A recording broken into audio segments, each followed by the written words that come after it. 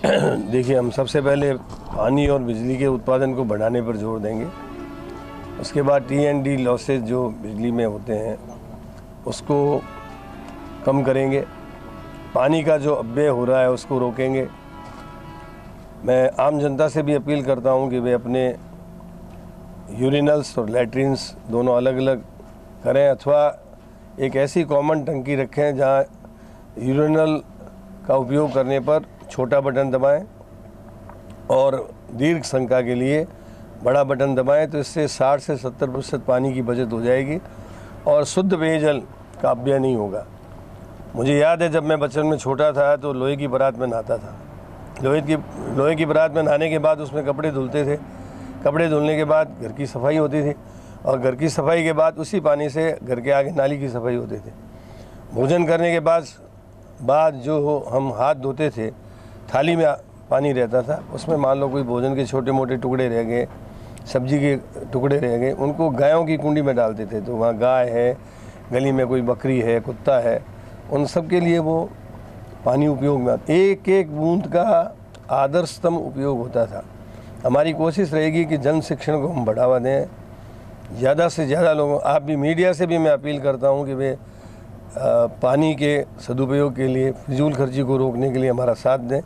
तो इससे पूरे प्रदेश में शुद्ध पेयजल की बचत होगी और जो पानी सीवरेज और ड्रेनेज में जाता है उस पानी को भी हम ट्रीटमेंट करने के बाद सिंचाई के उपयोग में, घर के आगे जो बगीचे लगे हुए हैं, पेड़ पौधे लगे हुए हैं, उसमें उसका उपयोग हो। इस प्रकार के कई दीर्घकालीन हमारी योजनाएं हैं जो आने वाले समय में मैं कल सारी जानकारी लूँगा और जो बाड़मेर जिले के हित में होगा वो करूँगा।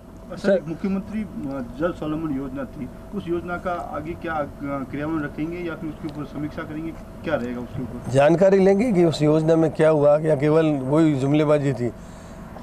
भारतीय जनता पार्टी 2 करोड़ लोगों को रोजगार देने का वायदा करती है देश में, और अभी 4.5 साल के करीब पूरा हो गया। 9 करोड़ लोगों को पूरे देश में रोजगार मिलना चाहिए था, मिला नहीं। प्रत्येक के खाते में 15 लाख रुपए आएंगे, बल्कि अब आप 1 लाख रुपए जमा कराना चाहो तो 150 रुपये आपके कटेंगे। ATM से पैसा निकालोगे तो पैसे कटेंगे।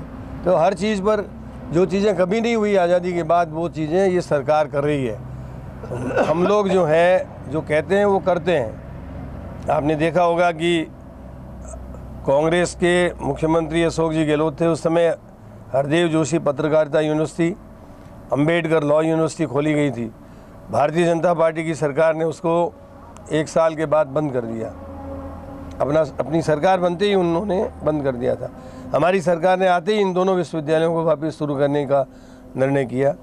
पेंशन को बढ़ाने के लिए हमने अपने चुनाव घोषणा पत्र में वायदा किया था। पेंशन जिनको 500 मिलती थी उनको 750 मिलेगी, 750 जिनको मिलती थी उनको 1000 रुपये मिलेंगे। इस प्रकार बहुत त्वरित गति से फैसले हो रहे हैं। किसानों का कर्जा माफ़ कर दिया गया है।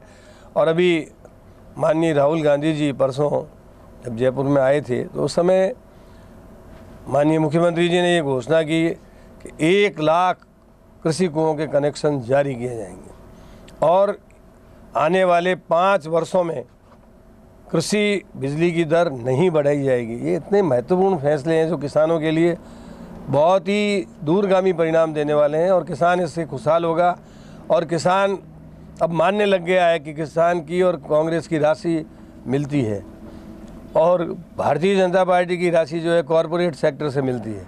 तो मैं समझता हूं कि इसका फ़ायदा आने वाले वक्त में कांग्रेस को मिलेगा। सर, लोकसभा को लेकर भी उम्मीदवारों को लेकर कल बैठक है, क्या सर फीडबैक लेना है, क्या है सर? हम अपने जितने भी पार्टी के कार्यकर्ता हैं उनसे निश्चित रूप से यहाँ का पॉलिटिकल सिनेरियो जानेंगे और उनकी राय जो भी होगी उसको आगे रखेंगे। और सुपड़ा बीजेपी का साफ होगा। उसका कारण ये है कि लोग यहाँ राजस्थान के लोगों का ये ट्रेंड रहता है कि जब राजस्थान में विधानसभा के चुनाव में हम जीतते हैं तो नगर पालिका भी जीतते हैं, जिला परिषदें भी जीतते हैं, लोकसभा भी जीतते हैं। मुझे पूरा विश्वास है, हम राजस्थान की जनता से अपील करते हैं 25 की 25 सीटें कांग्रेस को दें ताकि कांग्रेस की सरकार दिल्ली में बने और वहाँ पर फिर कांग्रेस की सरकार पूरे देश के किसानों का भला कर सके।